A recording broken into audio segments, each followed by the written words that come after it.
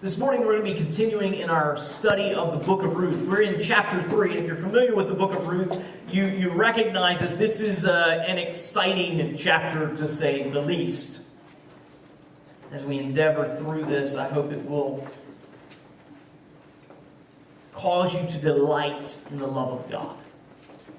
That's my aim, that's my goal today, is that you would delight in the love of God. When I was in college, some friends of mine and I were sitting around together, and we'd come to the conclusion that everything that society was pushing on us as far as dating and relationships and marriage and all these different ideas, that they had a fundamental flaw because they're very shallow.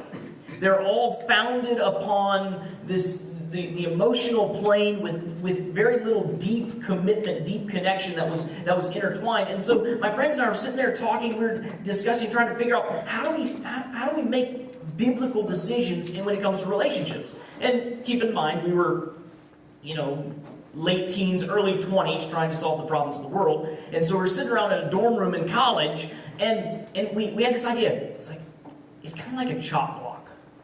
We actually came up with what we call the chop block theory, which is not an actual theory, but at least a fun way to think about it. And it went something like this. It's like, when it comes to dating relationships, the commitment of love, it's kind of like a chop block. And of course, we were in a guy's dorm, and so we were saying to one another, it's like, guys, you've got to be willing to go to the chop block.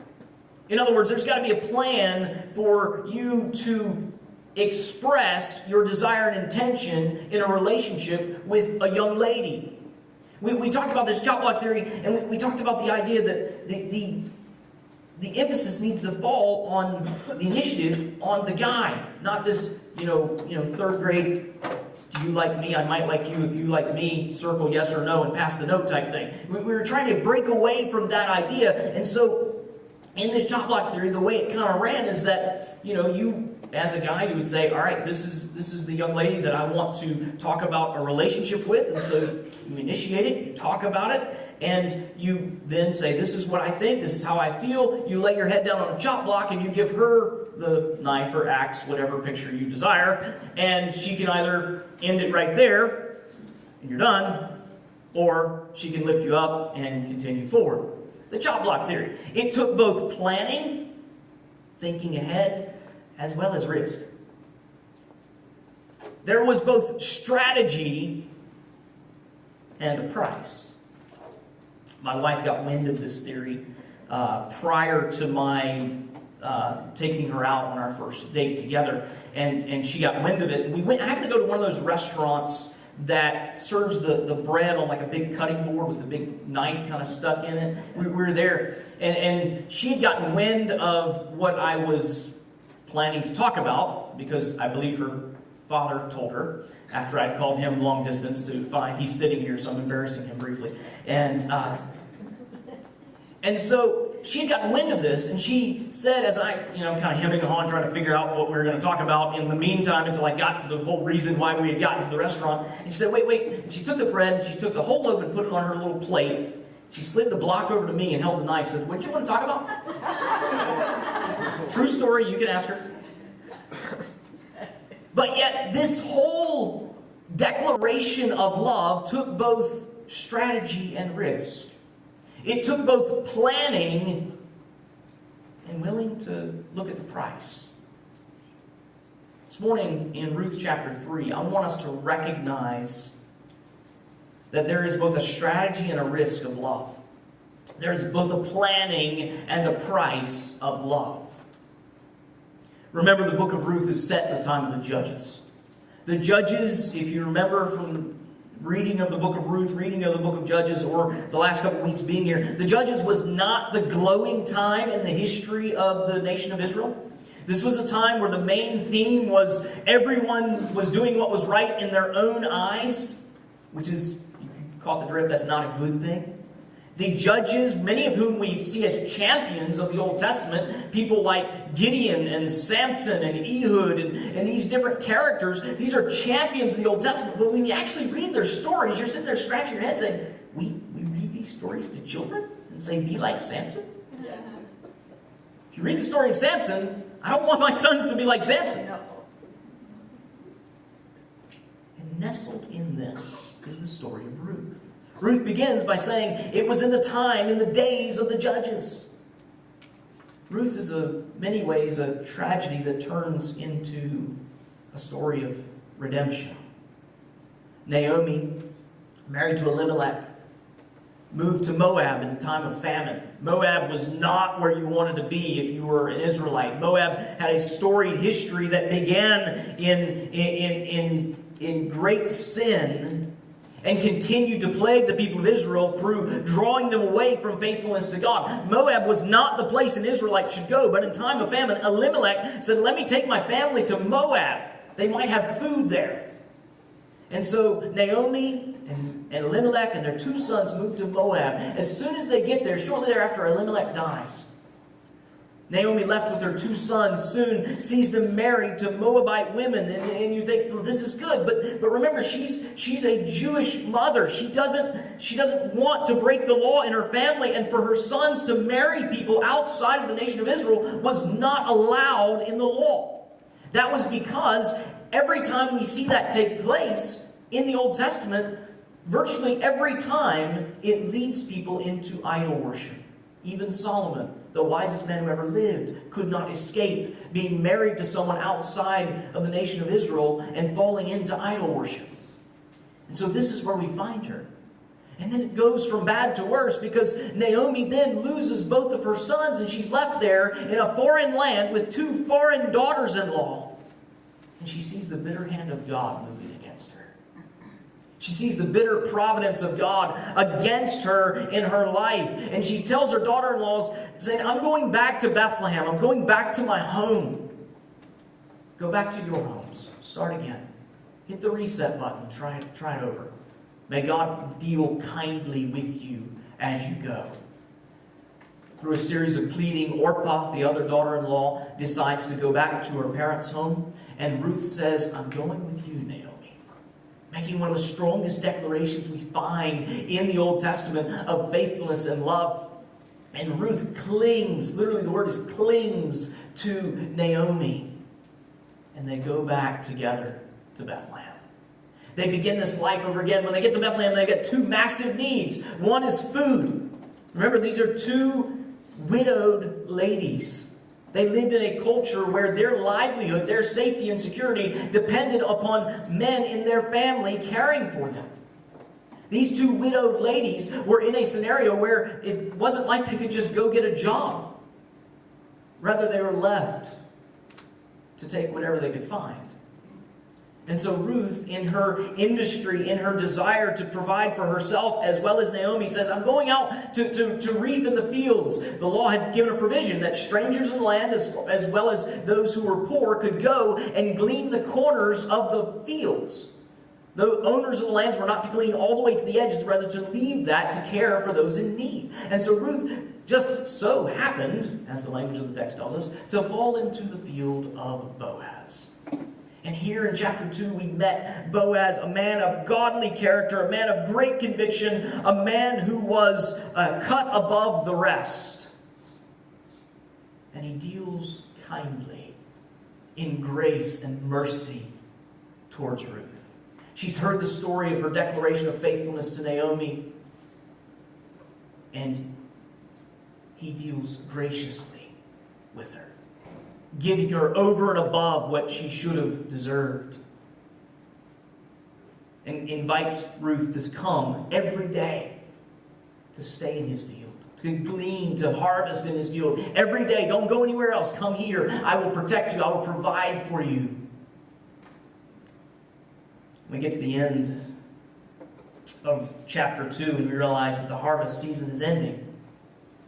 The harvest season is ending, and Ruth is still living with Naomi. This odd couple set together, still in great need, having found food, perhaps for the year, but still in great need of family and protection. We pick up reading in Ruth chapter 3. Remember, this story ultimately is about Jesus. This story ultimately, the whole Bible is pointing us to Jesus, and it's also for your instruction. So as we read through this, the way that we've done it the last couple weeks, is we're going to read through the story. I just want to kind of bring it to life. I want you to see Ruth face to face. I want you to meet Boaz. I want to tell you kind of what's going on in the text a little bit here. And we're going to talk through it as we walk through, and then we'll draw a couple application points at the end as we drive it home and see what the Lord is saying to us today. So if you have your Bible, I encourage you to turn to Ruth chapter 3. This is your Old Testament. It's the 8th book in. It's a very short book. It's 4 chapters. We'll finish it next week, Lord willing. And we're going to be walking through this chapter 3 together. Chapter 3 is exciting, to put it mildly. We're coming to the climax of this story, this epic love story of the Old Testament. Chapter 3, verses 1 and 2. Then Naomi, her mother-in-law, said to her, "My daughter, should I not seek rest for you?" Some translations will say a home for you. That it may be well with you. Is not Boaz our relative, with whose young women you were? See, he is winnowing barley tonight at the threshing floor. Now, remember Naomi throughout this story. She has been the one who has said, "Don't call me Naomi," which means pleasant or beautiful. Call me Mara, which means bitter. God has dealt bitterly with me. She's been in the fog of distress. She's been under the cloud of depression throughout this entire story. And then all of a sudden in chapter 3, she becomes relatively engaged, wouldn't you say? In short, she's saying, "Ruth, I need to find you a husband." That's what this roughly translates to be. You need to find rest. You need to find a home that it may be well with you. Ruth, you need a husband. See, the darkness is lifted. The ray of God's grace and God's light is shining through. And all of a sudden, Naomi feels like she can breathe again. Naomi feels like she can breathe and she can see. And she begins to strategize. She's making a plot here. Just fast forward the next couple verses. They're making a plot to catch a man. That's what's taking place in these verses. That's what's going on. She says to Ruth, "My daughter, you need a husband. You need a man. You need a home. You need rest." And then she goes further to say, "Not just a man. You need Boaz." Does anybody else find it interesting that she knows exactly where Boaz is going to be that night? Naomi started paying attention. She started listening to what's being said in the street. She started observing what's going on. She's very much engaged in what's going on in the city. She is in tune with Boaz's schedule for the sake and the strategy of her daughter-in-law, who's in need. Naomi knows that he's going to be winnowing. Winnowing, just to clarify, it's taking some sort of a fork or a pitchfork of some sort, and it's literally tossing the barley up into the air so the shells, the husk, the chaff blows away in the wind and the seed falls to the ground in a pile. That's what winnowing is. So they're just literally scooping it up, throwing it up in the air, and it's lots of dust, lots of mess. But they would do it on cool evenings as the breeze would blow through, most likely down a hillside or something of that nature. So he's planning to go winnowing that night. And we see that in this, Naomi is strategizing. Naomi's making a plan. Naomi is laying the foundation, saying, this is the direction we need to go. It's amazing to see how free we are to plan, to strategize for the sake of righteousness. When the dark, heavy clouds of depression are lifted. When we are shrouded in the heaviness of depression, when we feel the pains of grief, it's hard for us to lift our head up to see anything.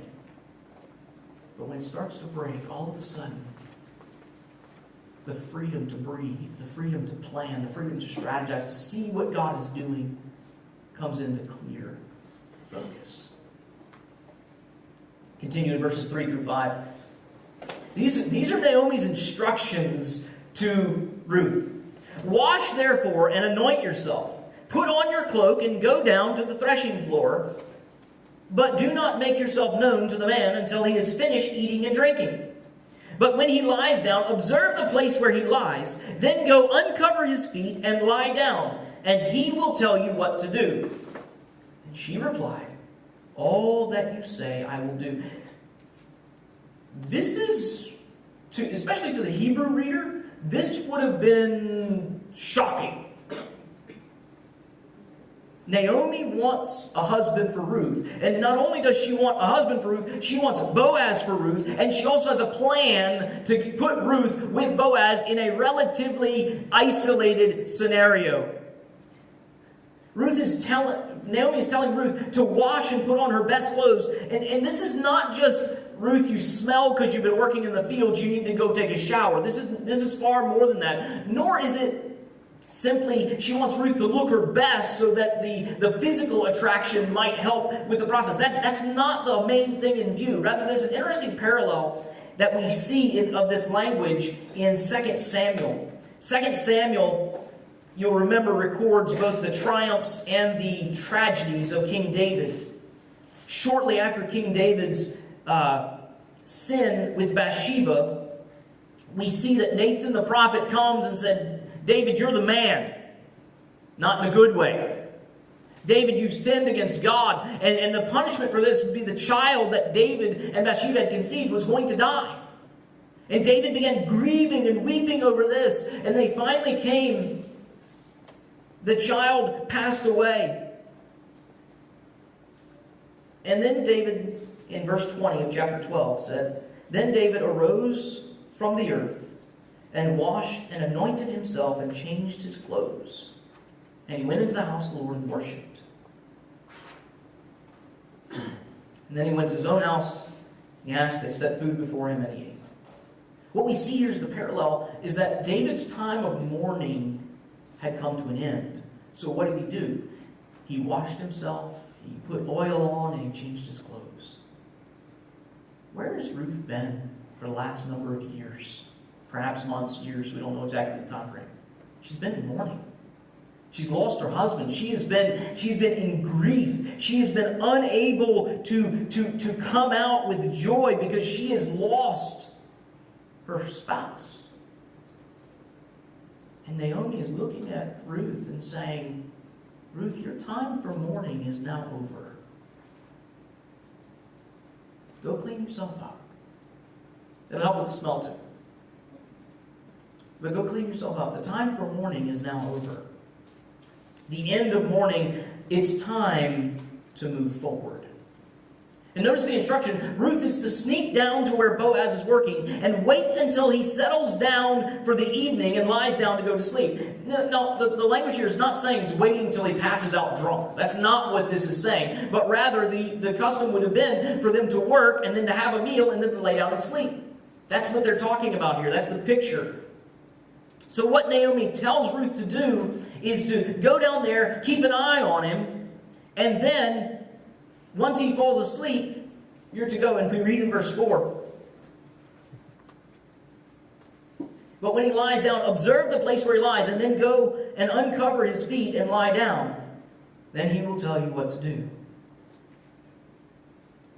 What Naomi tells Ruth to do in verse 4 is both risque and risky. Both of these in one action. She's a Moabite woman. She's a foreigner.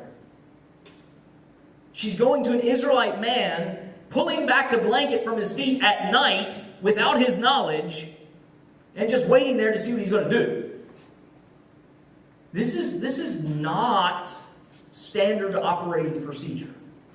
This is not what would be expected to be done. And you notice the warning that Naomi gives. Observe where he lies down. In other words, Naomi's saying, don't get the wrong set of feet.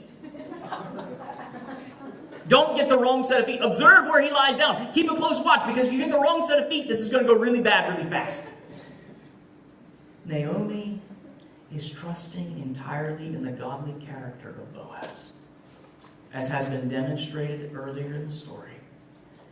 Naomi is trusting that Boaz will treat Ruth in godliness.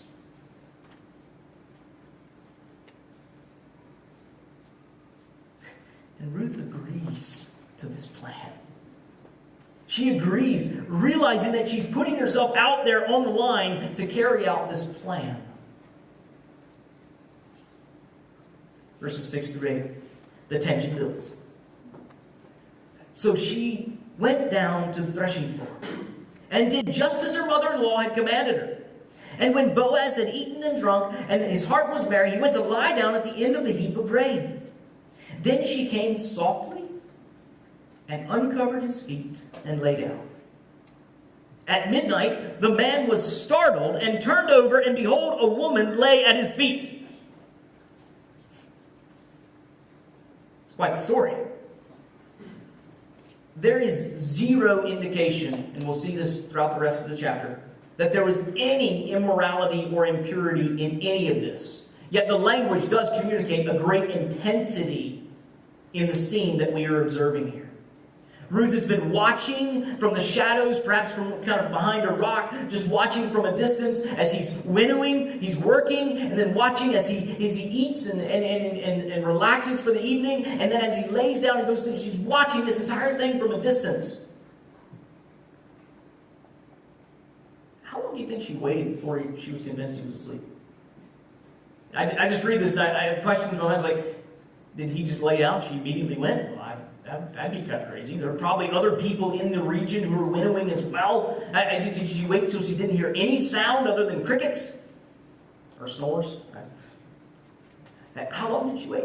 And she's creeping over to pull back the blanket from his feet. It just the picture just lots of questions in my mind as far as how she went about this and how this ultimately went down. But you see Ruth ever so gently lifting the blanket off of Boaz's feet and then laying down. Do you think she laid down and fell asleep? I don't even think she closed her eyes. Because she's doing something that puts her entirely at risk. She is entirely vulnerable at this point. She puts herself there in a very forward manner. And there is little to no subtleties in her actions.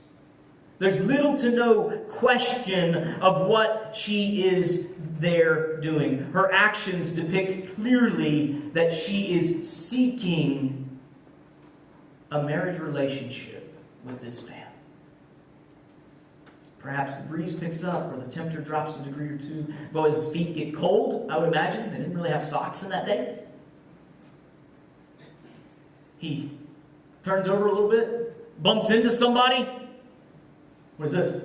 Pops up. Can you imagine him coming to consciousness, waking up and finding someone laying there? Just the shock. Not only that there's someone there, but it's not one of the other guys who was winnowing who happened to collapse to a different spot. There's a woman laying at his feet. Verse 9. He said, that's Boaz, "Who are you?" And she answered, "I am Ruth, your servant. Spread your wings over your servant, for you are a redeemer." Who are you? You could ask, how does he ask that? Is he like, who are you? It's like, who are you? There's all kinds of tonality and inflection that could be found in that question. And we really don't know how he asked. But his first question is, who are you? No doubt he's in shock, having just woken up and found this scenario. Remember, he wasn't privy to the conversation and the plan that Naomi and Ruth had. He's just now getting caught up to speed, saying something unique is taking place right now. Ruth replies by identifying herself. And she references herself as Boaz's servant. But you remember, back in chapter 2, verse 13, she references herself as a servant as well. Then she said, "I found favor in your eyes, my Lord." Chapter 2, verse 13. "For you have comforted me and spoken kindly to your servant, though I am not one of your servants." But here's the key distinction. The term she uses in chapter 2 is the lowest of the low servants. The term she uses in chapter 3 is a dear servant. There's a relationship, there's a closeness in that servanthood that Ruth identifies herself as.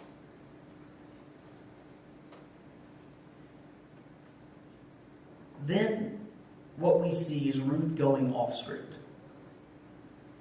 We see Ruth going off script. Remember, Naomi's instructions were lay down at his feet, and then he's going to tell you what to do. Okay? He wakes up. Who are you? I'm Ruth, your servant. Should go back to Boaz if she's following the script. She doesn't follow the script. Rather, we see her initiative. I don't know if it's just over anxiety and she just starts talking when she gets anxious or excited or fearful. I don't know exactly what's going on there. But she says, spread your wing or your garment over me. Some of your translations will have different words there. Your garment, the corner of your blanket, your wing literally is the word for wing. And in case Boaz is really dense, like many of us guys, myself included, I've told my wife, please don't drop hints.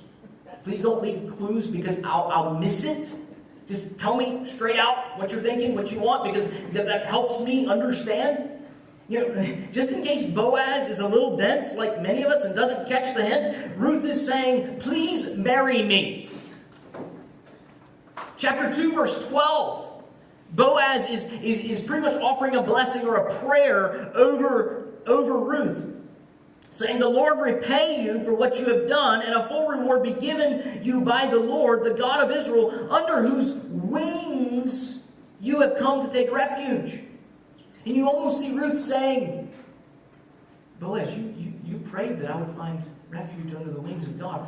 Maybe you're the answer to that prayer. Spread your wing over me. Boaz, you're God's answer to what you prayed for me. And again, she points out that he is a kinsman. We're going to dive more into that next week. I'm not going to take a lot of time to explain that. But there's a necessity in this culture that a kinsman, a relative, a close person of the family clan would be there as a redeemer, as a rescuer. The tension is at fever pitch. A young Moabite woman, a worker in the field, has approached an older Israelite man who owns the field and has asked him for marriage. Even in our culture, this would be odd.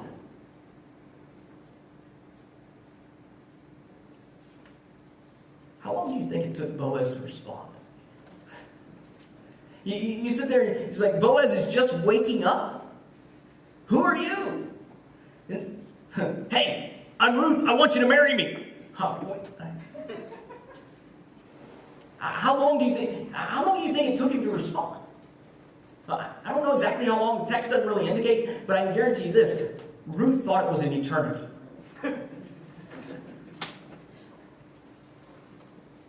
Verses 10 through 13. And he said, may you be blessed by the Lord, my daughter. You have made this last kindness greater than the first, in that you have not gone after young men, whether poor or rich. And now, my daughter, do not fear. I will do for you all that you ask. For all my fellow townsmen know that you are a worthy woman. And now it is true that I am a redeemer, yet there is a redeemer nearer than I. Remain tonight, and in the morning, if he will redeem you, good, let him. Let him do it. But if he is not willing to redeem you, then as the Lord lives, I will redeem you. Lie down until morning.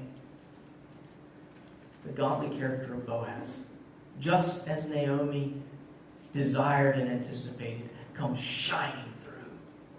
The godliness of Boaz comes through in the very first words of his answer. We recognize his heart. And the answer he ultimately would give, may you be blessed by the Lord, my daughter. A term of endearment, a term of love, a term of blessing. Boaz seems genuinely stunned by Ruth's proposal. Not only because of its unconventional nature for how it came about, but more likely because there was a recognizable age difference. You see him even identify that. It says, you didn't go after the younger men, whether rich or poor, but in other terms, you came after an older guy. There's a recognizable age difference between Boaz and Ruth here, but yet Boaz embraces her proposal. He agrees to marry Ruth, recognizing her awesome character. The language of verse 11, towards the end, for you all, I will do all that you ask, for all my fellow townsmen know that you are a worthy woman. This language reflects Proverbs 31. The Hebrew constructions are almost identical. Our English words are slightly different, but the Hebrew constructions in verse 10 as well as verse 31 of Proverbs 31, an excellent wife or a worthy wife who can find? She is far more precious than jewels. The same construction there, as well as verse 31. Give her the fruit of her hands, and let her works praise her in the gates. In other words, the town knows of her worth. The town knows of her value. Remember, in the Hebrew collections of the Old Testament, what you have is the book of Proverbs and the writings towards the end, and Ruth was tacked on or connected to the back end of the Proverbs. Proverbs ends with this declaration of the woman of God. And then comes Ruth, the story depicting the woman of God. The prime illustration, the prime example, saying, you want to see what Proverbs 31 looks like? Look at Ruth. And Boaz acknowledges that. He says, everyone knows that you are a worthy woman. At this point, you can hear the wedding bells start to ring. You can hear the chimes going off. The rice is already starting to be thrown, or I guess it was barley thrown into the air. They're filling up the balloons. They're hiring the photographer. The town is gathering together for the wedding. But then Boaz says, it's true I'm a redeemer, but there's another guy. And he's actually a step closer than I am. He has legal rights to your redemption before me. And again, we see the character of Boaz.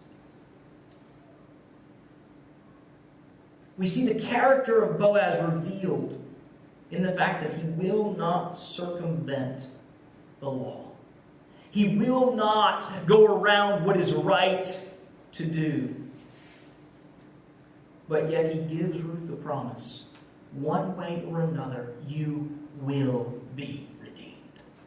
One way or another, you will be redeemed.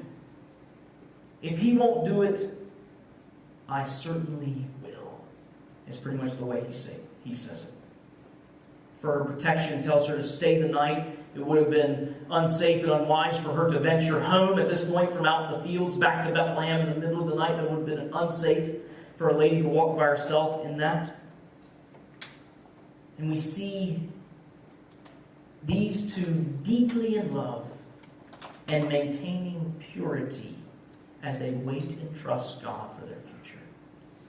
Deeply in love, yet maintaining absolute purity, trusting God for their future. Verse 14 and 15. We see at daybreak, so she lay at his feet until morning, but arose before one could recognize another. And he said, let it not be known that the woman came to the threshing floor. And he said, bring the garment you are wearing and hold it out. So she held it out, and he measured 6 measures of barley and put it on her. And then she went into the city. Before dawn, both awakened, probably after not much sleep at all, you might guess. Boaz urges secrecy, not because they have something sinful to hide, but rather to protect her reputation should this other man decide to be the Redeemer. To protect her in that case. He's looking out for her protection and her reputation. Boaz then asked Ruth to stretch out the cloak or the shawl that she's wearing. Fills it with 6 measures. We don't know exactly what that measure was, but the indication is that this was a huge amount, perhaps more than Ruth had ever had before. And then Ruth heads home. Verse 16 through the end of the chapter. And when she came to her mother-in-law, she said, how did you fare, my daughter?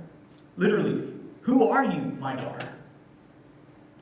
And then she told her all that the man had done for her, and saying, "These 6 measures of barley he gave to me, for he said to me, 'You must not go back empty-handed to your mother-in-law.'"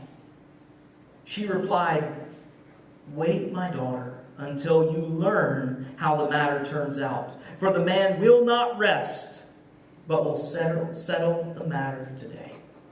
Ruth reports to Naomi, and you can imagine how little sleep Ruth and Boaz got that night, but can you imagine how little sleep Naomi got? Ruth did not take her cell phone with her. There were no Twitter updates or Instagram check-ins. There was no checking the local news to see what was happening. Naomi is left in her home to sit and wait. And you can imagine how long it took for the sun to rise that night for Naomi. Naomi probably got the least sleep out of any of them as she waited and waited in silence. And yet Ruth arrives home, and the direct question literally is, "Who are you, my daughter?" Again, asking an identity question. Are you still Ruth the Moabitess? Or are you now Ruth, the wife of Boaz? Who are you? Asking an identity question, digging deeper into who she is and where she stands in her life. And Ruth shares everything. I can imagine there's lots of fervor and excitement as she's talking about the night and sharing. And then he said this, and this happened, and this is how this went down. Then the author reveals a small part of the conversation that we didn't know before. Part of Boaz's motivation in sending 6 measures of barley was so that Ruth would not go back empty to Naomi. Remember chapter 1? Naomi returns to Bethlehem. In verse 21, it says, "I went away full, and the Lord has brought me back empty." Boaz is communicating, saying, I want you to realize, I want you to know, you're not empty, but rather you are full. 6 measures was probably as much as Ruth could carry. Sends her home saying, I want you to know that you're not empty, you are full. And Naomi, who has been waiting up all night, says what? Let's wait a little more. Let's wait a little more. He's going to make the decision today. Let's trust God and wait. You realize that waiting is often an affirmation of trust? Waiting is an affirmation of trust in what God is doing. It's an awesome chapter, a beautiful chapter. A couple things to draw out of it real quick as we drive to an end here. First off, the main point I want you to see is the plan and price of love. The plan and price of love. First, this is love that we're talking about. You say, well, Mark, isn't this kind of like a wise business decision for Ruth? I mean, given the economy, the way things broke down in that society, isn't this just kind of like a good business deal? If she can get Boaz on the hook, then she's got her life secure. There's that element of it, but there is deep love here in the passage taking place. We look back at chapter 3, verse 10, and we see this through the words of Boaz. May you be blessed by the Lord, my daughter. You have made this last kindness greater than the first. This last being her proposal to Boaz is a greater kindness than her proposal to Naomi, if you could put it that way, in chapter 1. When she said, Naomi, I'm going to stay with you. Naomi, I'm going to be with you. I'm going to cling to you, Naomi. That was a lesser kindness than the kindness that she is showing to Boaz.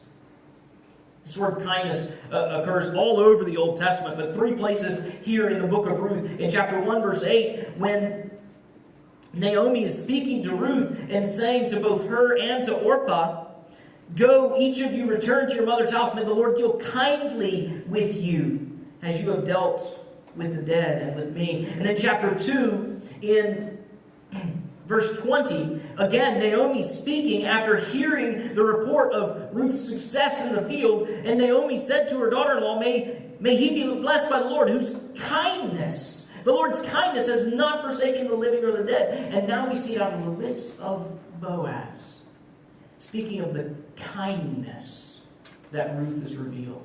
This word kindness is often translated in the Psalms a lot as loving kindness. It's the Hebrew word chesed.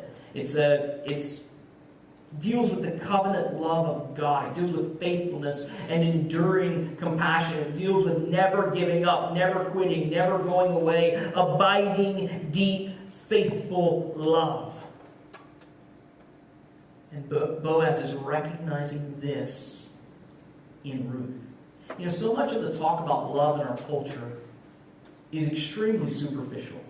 Love is boiled down to an emotion, an emotional reaction, the heebie-jeebies that come when someone is attracted to somebody else. That's what love boils down to. It's a mood or an emotion rather than a deep-seated commitment. It's when I was growing up, we learned how to light campfires.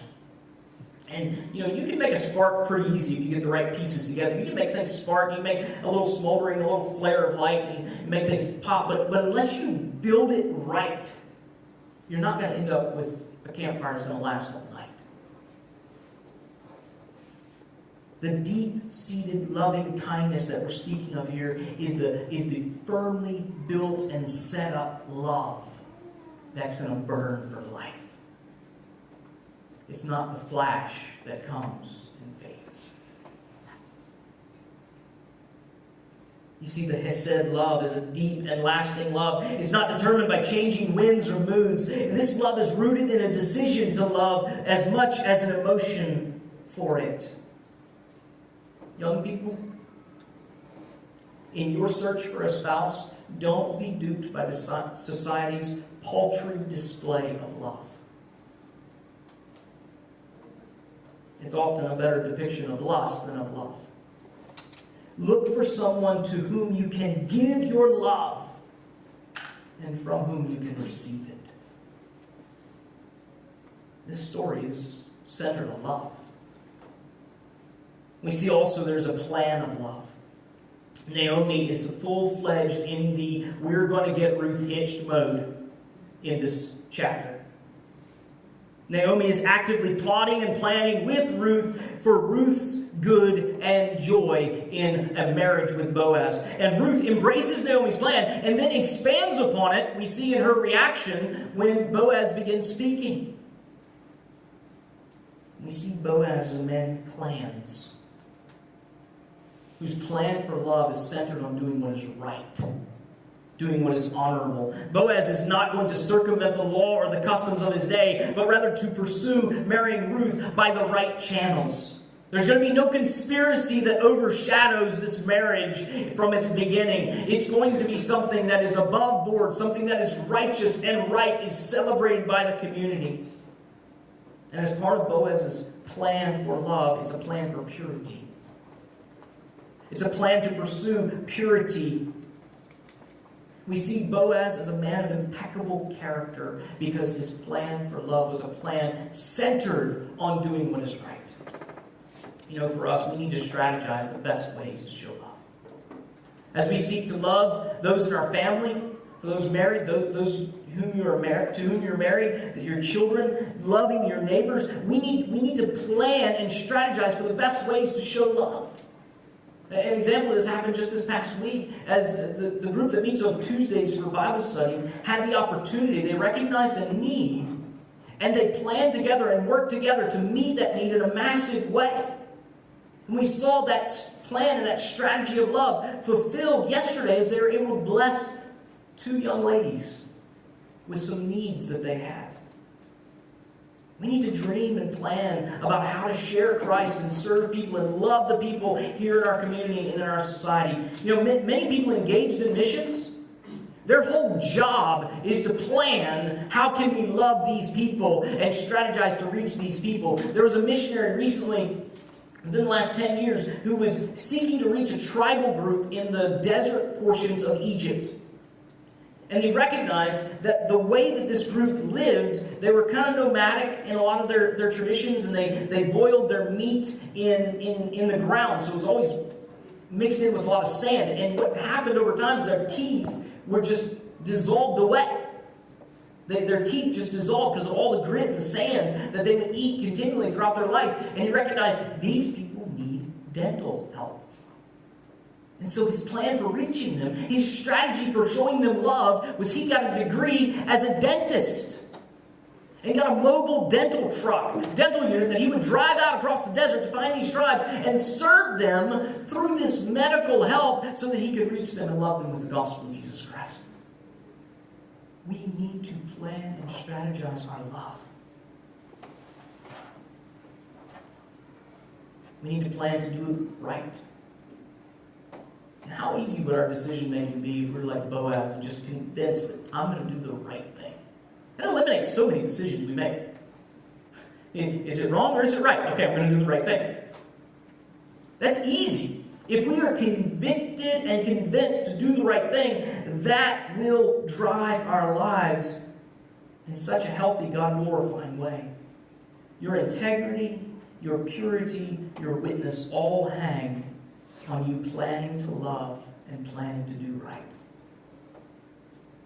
Second thing I want you to see here very quickly is the price of love.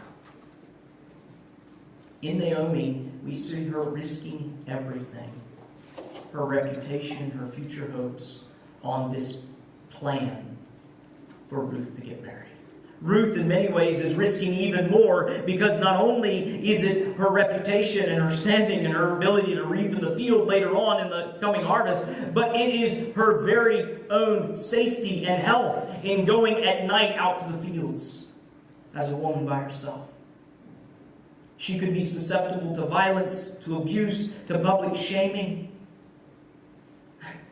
Boaz, in laying awake after midnight, was probably thinking over his mind, picturing the next morning when he would be going to all of the people in the town saying, I want to marry the Moabite in town.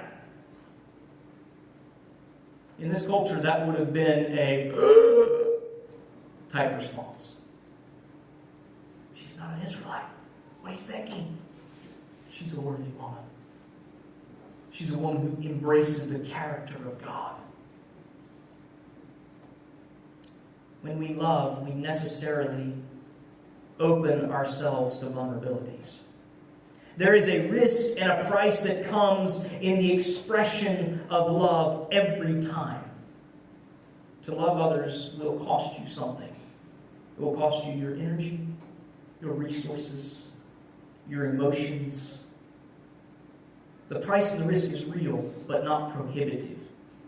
Get this. The price and the risk is real, but not prohibitive. For those who have been loved at a great price, we should be eager to love others at a great price. In all of these things, we see the love of God for us. Do you realize that God's love is strategic? Jesus didn't show up that first Christmas by accident, but rather he was born in the fullness of time. We see this recorded in several places. Let me just point out two of them. In Ephesians, actually let's start in Romans. Romans chapter 5, verse 6. God's plan for love. For while we were still weak, at the right time, Christ died for the ungodly. It wasn't the wrong time, it was the right time, according to God and his economy. Ephesians chapter 1. Beautiful description as Paul lays out, beginning verse 7. In him, that's Christ, we have redemption through his blood, the forgiveness of our trespasses, according to the riches of his grace, which he lavished upon us in all wisdom and insight, making known to us the mystery of his will, according to his purpose, which he set forth in Christ as a plan for the fullness of time, to unite all things in him, things in heaven and things on earth. Jesus came at the right time. He was born in Bethlehem on the right day. He was born at a time, even from a historical perspective, the world, the empires of the world were not nearly as connected in previous generations as when Jesus was born. You had the Roman roads that were built. So as the gospel took root in Jerusalem, it spread like wildfire throughout the empire. You had a universal language which enabled people to communicate across cultural bounds, which was not accessible before. You had the Roman Empire, for all of its faults and all of its problems, allowed people the relative freedom to travel and to communicate. He came at the right time as he began the church, as he brought salvation to the world. Jesus is not an accident. Christmas was not just we sent him already. Oh, I didn't realize he got out. That's not how it worked. It was planned. It was designed. God's love for you is intentional and strategic. And God paid the highest price to show you love. The gospel is about Jesus paying the debt that you and I owe for our sins. The heart of the gospel is that you and I owed the debt for every wrong we've ever done before our Maker who made us. He demands that we be perfect and good and holy in all that we do, and none of us, no person on the planet can measure up to that. And yet God, in his love, sent Jesus to pay that price for you and for me. He sent Jesus to earth as a little boy wrapped in flesh, and the blood that pulsed through that little baby's body was blood that was designed and intended to be poured out 33 years later on a cross, paying your debt and mine so that we could receive his reward. Love has a price. And God willingly paid it to bring you to himself. Embrace the love of God today. Celebrate the costly love that he has given to you. This forgiveness that Jesus died to give is accessible simply by trusting him. Simply by believing and embracing his love. By stopping to try to earn it yourself, because all of our good efforts will never amount to God's perfection. But rather trusting in him that he has done all that you need to make you right. We need to praise God for his strategic and costly love. Praise God that he chose to love you with a definitive plan that will bring you all the way to the end. To when we see, like we sung about at the beginning, we will see him face to face. Turn and trust in him. Stop trusting yourself. Your strength will not get you there. Neither will mine. It's only by his grace. We also need to plan strategically to show love to others, to show them the love of Jesus, to show our community and our world the goodness of what Jesus died to give. We need to recognize that love has a price and there is a risk. But love for the sake of the gospel is always worth it. Ruth is a beautiful story of love. It's not love without risk. It's not love without price. It's a love that calls you to plan and to think and to be strategic in how you show that love to others. For God has been strategic in his love for you and has paid the greatest price so that you could be his. In just a moment, we're going to have time to respond. Time where we stand, we sing a song. I'll be here at the front. I'd love to pray with you over whatever the Lord has burdened your heart with. Perhaps this is the first time you've heard and understood the good news of the gospel of Jesus Christ, that he has loved you in this way.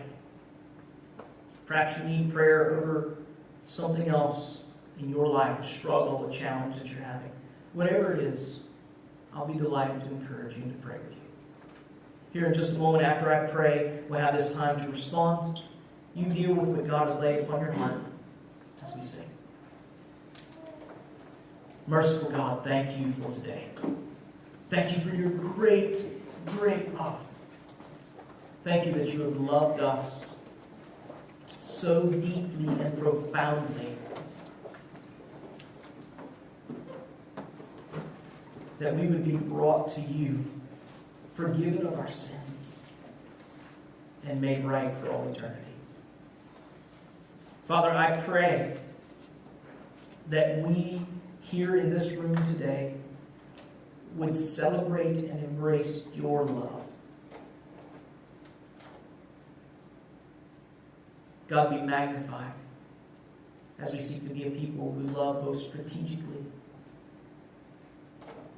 and with risk, knowing that it's always worth it for the sake of how you have loved us. Bless this time as we respond to you in Jesus' name.